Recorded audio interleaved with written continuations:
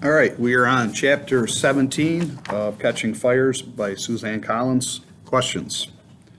What is the one thing Katniss must keep in mind before she acts? 2. What does Peeta say he did in the training area for the game makers? 3. What do Peeta and Katniss get for their training scores? 4. Why does Haymitch believe they received these scores? 5. How will Katniss handle herself right up to the end of the games? 6. What do they do that night? And what is the announcement in the morning? 7. Why does Peeta wake Katniss up? 8. What outfit will Katniss wear to speak with Caesar Flickerman? 9. What are the reactions to her outfit? And 10. What happens as Katniss is spinning, and what does she look like after? Okay. Chapter 17. The effect on the game makers is immediate and satisfying. Several let out small shrieks. Others lose their grips on their wine glasses, which shatter musically against the ground. 2 seem to be considering fainting. The look of shock is unanimous. Now I have Plutarch Heavensby's attention. He stares steadily at me as the juice from the peach he crushed in his hand runs through his fingers. Finally, he clears his throat and says, "You may go now, Miss Everdeen." I give a respectful nod and turn to go, but at the last moment I can't resist tossing the container of berry juice over my shoulder. I can hear the contents splatter against the dummy while a couple more wine glasses break. As the elevator doors close behind me, I see no one has moved. That surprised them, I think. It was rash and dangerous, and no doubt I will pay for it 10 times over. But for the moment, I feel something close to elation, and I let myself savor it. I want to find Haymitch immediately and tell him about my session, but no one's around. I guess they're getting ready for dinners, and I decide to go take a shower myself, since my hands are stained from the juice. As I stand in the water, I begin to wonder about the wisdom of my latest trick. The question that should now always be my guide is, will this help Peeta stay alive? Indirectly, this might not. What happens in training is highly secretive, so there's no point in taking action against me when no one will know what my transgression was. In fact, last year I was rewarded for my brashness. This is a different sort of crime, though. If the game makers are angry with me and decide to punish me in the arena, Peeta could get caught up in the attack as well. Maybe it was too impulsive. Still, I can't say I'm sorry I did it.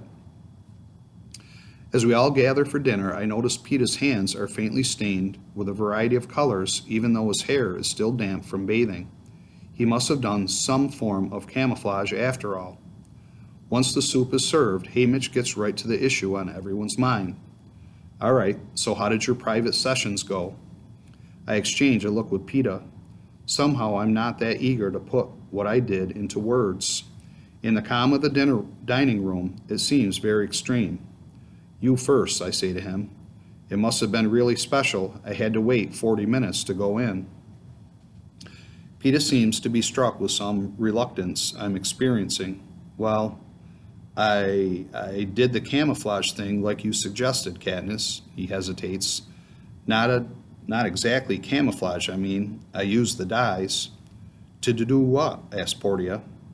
I think of how ruffled the game makers were when I entered the gym for my session.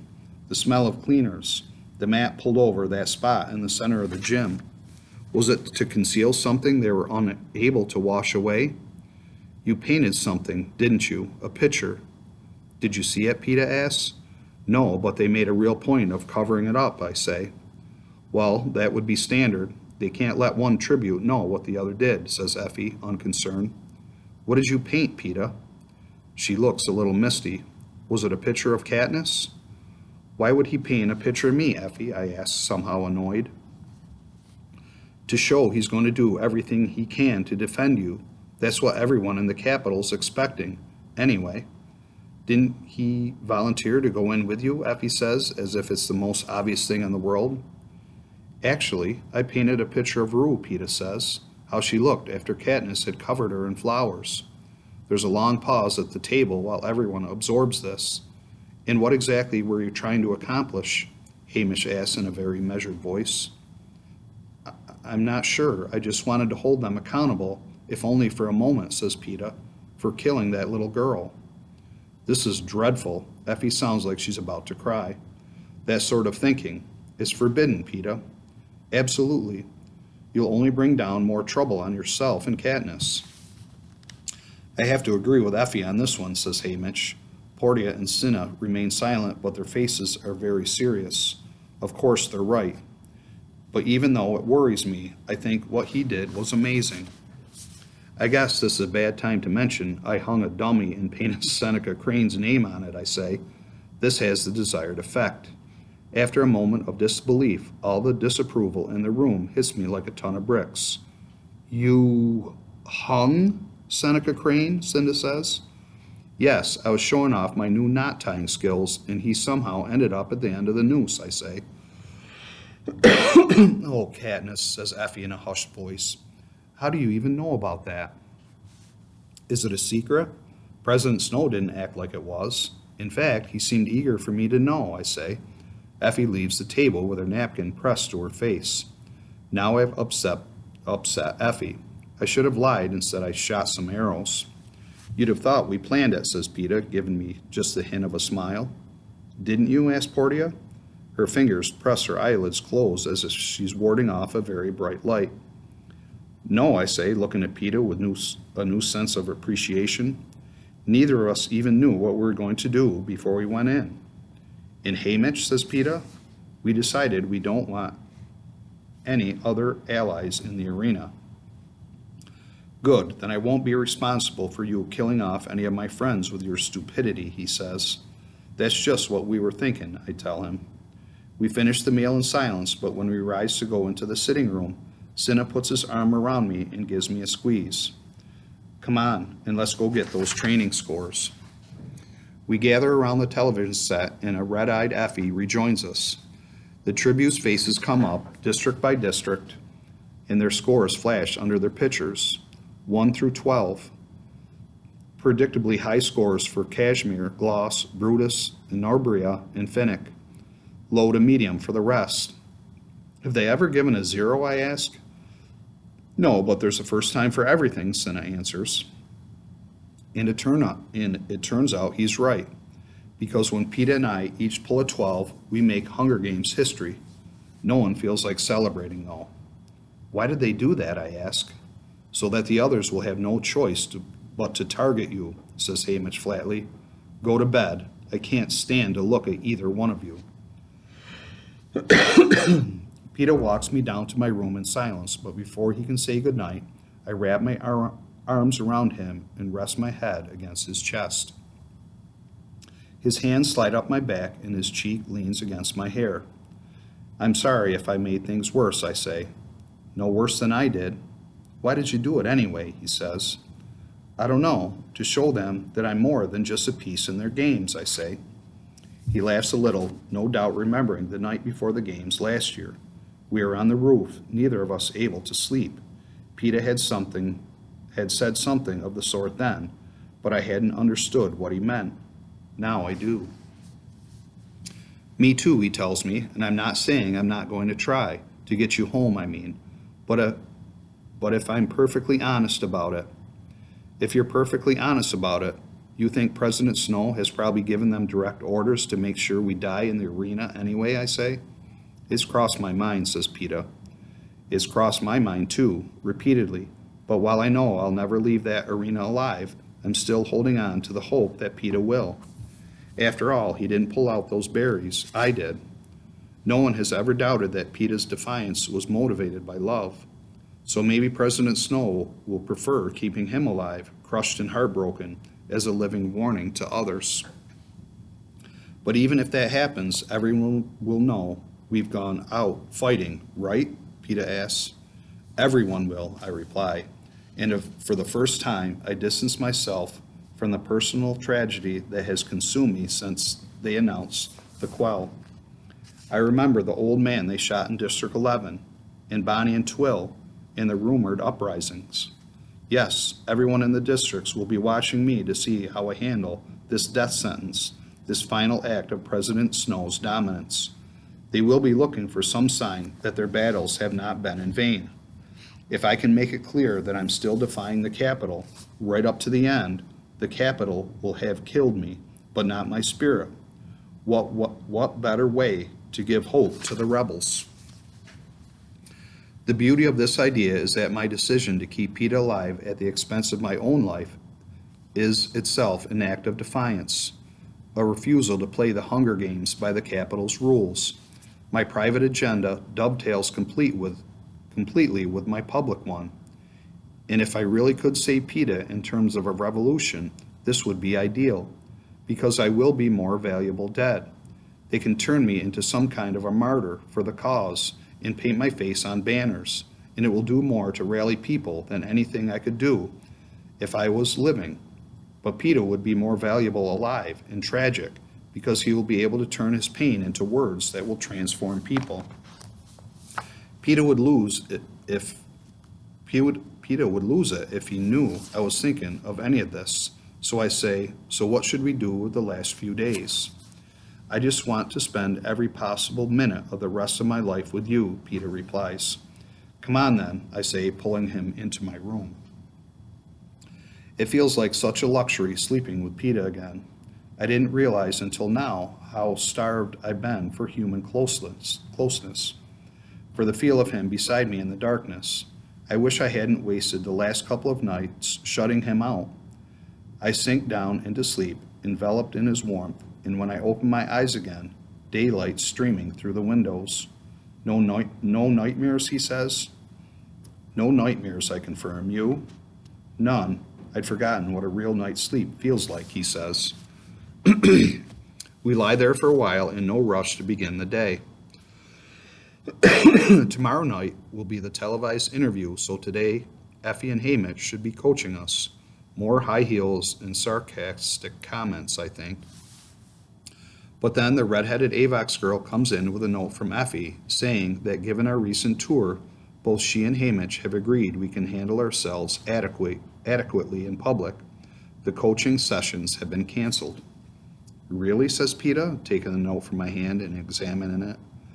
Do you know what this means? We'll have the whole day to ourselves. It's too bad we can't go somewhere, I say wistfully. Who says we can't? The roof. We order a bunch of food, grab some blankets, and head up to the roof for a picnic.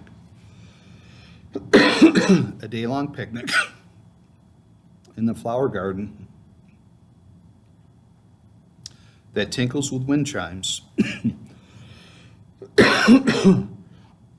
We eat, we lie in the sun. I snap off hanging vines and use my newfound knowledge from training to practice knots and weave nets. PETA sketches me.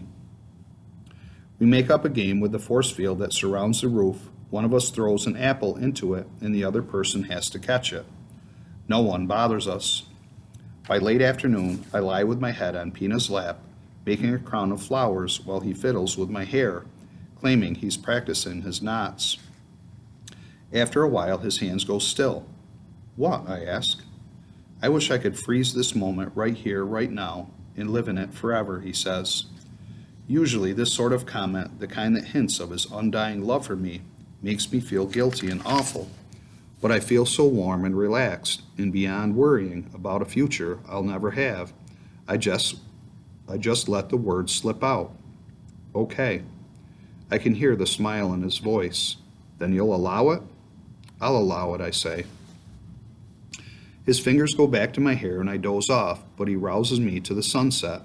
It's a spectacular yellow and orange blaze behind the skyline of the Capitol. I didn't think you'd want to miss it, he says. Thanks, I say, because I can count on my fingers the number of sunsets I have left, and I don't want to miss any of them. We don't go and join the others for dinner, and no one summons us. I'm glad. I'm tired of making everyone around me so miserable, says PETA. Everybody crying. Or Hamish. He doesn't need to go on. We stay on the roof until bedtime and then quietly slip down to my room without encountering anyone. The next morning, we're roused by my prep team. The sight of PETA and me sleeping together is too much for Octavia because she bursts into tears right away. You remember what Cinna told us? Phineas says fiercely. Octavia nods and goes out sobbing. Peeta has to return to his room for prep, and I'm left alone with Vinia and Flavius. The usual chatter has been suspended. In fact, there's little talk at all other than to have me raise my chin or comment on a makeup technique. It's nearly lunch when I feel something dripping on my shoulder and turn to find Flavius, who's snipping away at my hair with silent tears running down his face. Vinia gives him a look and he gently sets the scissors on the table and leaves. Then it's just Vinia, whose skin is so pale her tattoos appear to be leaping off it. Almost rigid with determination, she does my hair and nails and makeup, fingers flying swiftly to compensate for her absent teammates. The whole time she avoids my gaze. It's only when Cinna shows up to approve me and dismisses her that she takes my hand, looks me straight in the eye, and says, "We would all like you to know what a privilege it has been to make you look your best." Then she hastens from the room.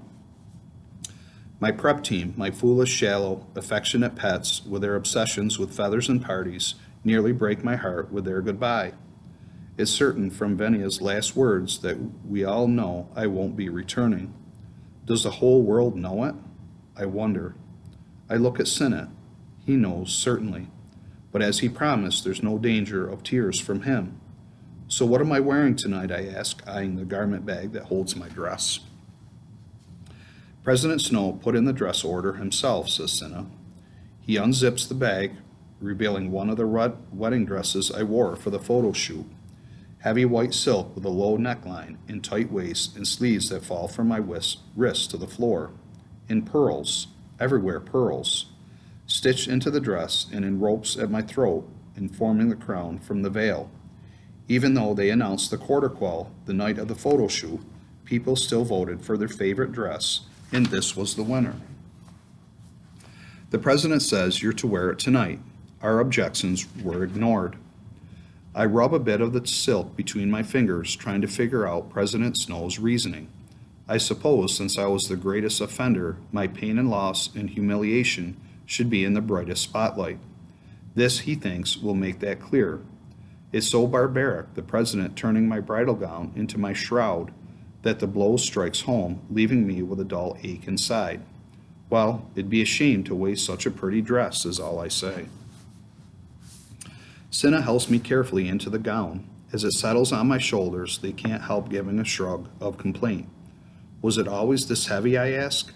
I remember several of the dresses being dense, but this one feels like it weighs a ton. I had to make some slight alterations because of the lighting, says Cinna. I nod, but I can't see what that has to do with anything. He decks me out in the shoes and the pearl jewelry and the veil, touches up my makeup, has me walk. You're ravishing, he says. Now, Katniss, because this bodice is so fitted, I don't want you raising your arms above your head. Well, not until you twirl, anyway. Will I be twirling again? I asked, thinking of my dress last year. I'm sure Caesar will ask you, and if he doesn't, you suggest it yourself, only not right away.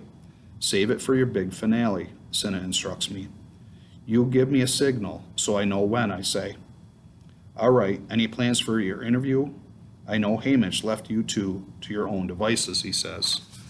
No, this year I'm just winging it. The funny thing is, I'm not nervous at all, and I'm not. However much President Snow may hate me, this Capitol audience is mine.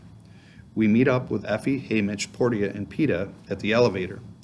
Peeta's in an elegant tuxedo and white gloves, the sort of thing grooms wear to get married in here in the Capitol.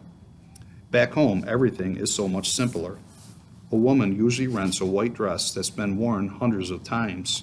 The man wears something clean that's not mining clothes. They fill out some forms at the Justice Building and are assigned a house. Family and friends gather for a meal or bit of cake if it can be afforded. Even if it can't, there's always a traditional song we sing as a new couple cross the threshold of their home. And we have our own little ceremony where they make their first fire, toast a bit of bread, and share it. Maybe it's old-fashioned, but no one really feels married in District 12 until after the toasting. The other tributes have already gathered off stage and are talking softly, but when Peter and I arrive, they fall silent. I realize everyone's staring daggers at my wedding dress. Are they jealous of its beauty, the power it might have to manipulate the crowd? Finally, Finnick says, "I can't believe Cinna put you in that thing." "He didn't have any choice. President Snow made him," I say somewhat defensively. I won't let anyone criticize Cinna. Cashmere tosses her flowing blonde curls back and spits out, "Well, you look ridiculous."